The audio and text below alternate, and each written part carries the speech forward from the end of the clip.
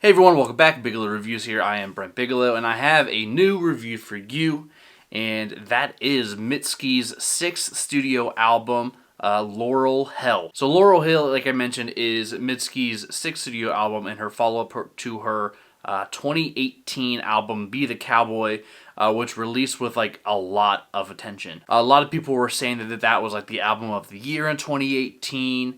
There's a lot of media sources that claim that it was the best album of 2018. That being Pitchfork, who named it number one. Vulture, who also named it number one. The New York Times said it was the second best album. And I never really had the chance to listen to it. I listened to it leading up to the release of this album, Laurel Hell. I didn't quite hear the hype of it. Granted, it was released in 2018 before The Weeknd started doing his whole 80s adaptation and reintroducing all the synth crazy beats and everything that we listen to nowadays. But even then, it didn't have quite as much of an 80s flair as his new project does. There's a few decent songs on the Be the Cowboy album, one of them being the song Nobody, which is probably one of my favorite songs off of the project. But Laurel Hill, to me, is lacking the flair and taste of what made Be the Cowboy a decent project in my eyes.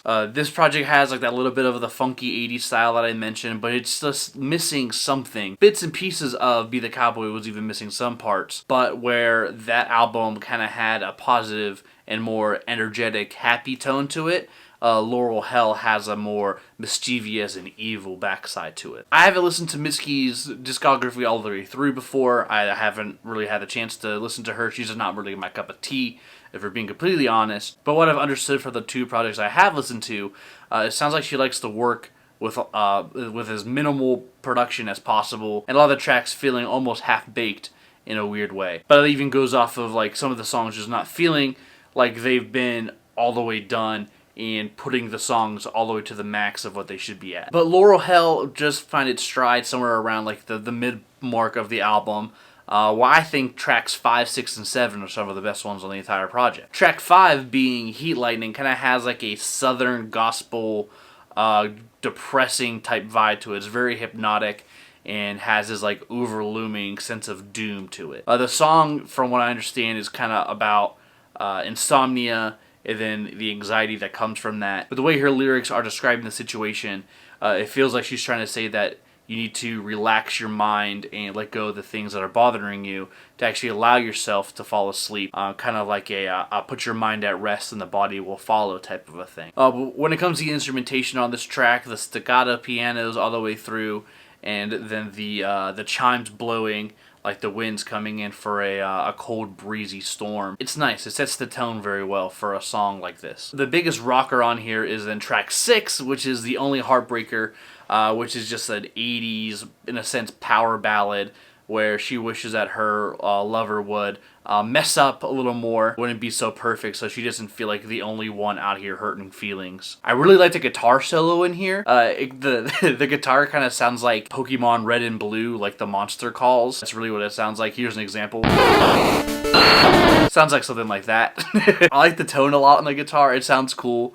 Yeah, it's a fun song. It's something I would definitely add to a playlist for like a gym something. But again, my only issues with these two tracks is like, yeah, they're decent, but there's not really much to them. There's not much length. There's not much depth to them. They're still like barely 3 minutes. The one's not even 3 minutes, but the other one's just hitting it like 3:06 or something. I want a little more. And the runtime of even the album is only 37 minutes. I mean, with 11 tracks, only 37 minutes. I mean, I just want a little something more. Speaking of wanting something a little more, the track 7, Love Me More, is a lustful song about kind of like trying to find the passion and the will to get through every day. Mitski is asking like, how do people get through the day after day through life? It could be so exhausting. But Mitski wants somebody to kind of like fill her up with the energy, fill her up with passion, and be the distraction to keep her going day to day without feeling completely bogged down by the weight of the world. The bass guitar on this song has a very new order feel to it. Like I said, 80s galore on here. And even the synths are just like waves. The track hits. It's okay. I wouldn't say it's a great representation of today's 80s copycats, but it's alright. It's tolerable. Another quick hitter that I found pretty impactful was the song There's Nothing Here For You. It kind of sounds like a Prince track to me. It basically saying, that was fun. but there's nothing else here for you. Go on to your next lover. And there's some pretty like deep cutting lyrics on it too. Lyrics like, you had it once before, not anymore, so go on to that sweetheart's door and find a new you. But again, it kind of sounds like a Prince heartbreak type track. Again, 80s influence all over it. The song Should Have Been Me sounds just like the track Man Eater by Hall & Oates. That's all I have to say on that track. And then the second to last song on here, I Guess I enjoy.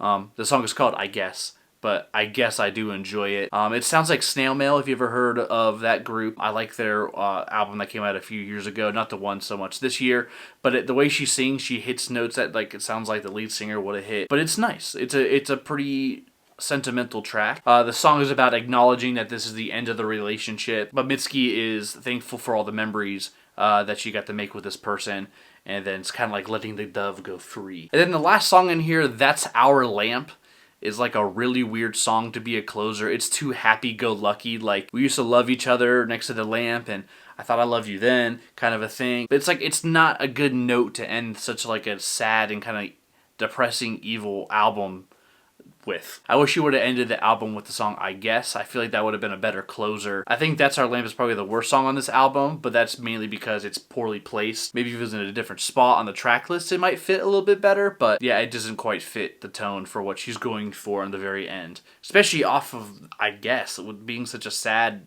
ominous track. But yeah, like I said, I think tracks 5, 6, and 7 were some of the best ones on the project. But everything else on here is it's alright, it's all eh. But my biggest issue with this whole thing is like I'm kind of tired of the whole 80s copycat style. Like, can we move on to something different? Like, if I wanted to listen to an 80s style track that's made from today, I'm definitely gonna listen to something by like something The Weeknd's made the last couple years, or even Dua Lipa, her last album, which is super funky and it's more disco than anything, but it's better than this project for sure. I'm feeling a 45 on this one. Not really liking it too much. But what do you think? Put your scores down in the comment section below. Like, share, subscribe. Follow me on Twitter at Bigelow Reviews and 72BrentNerd27. And I'll see you guys in the next one. Biggie out.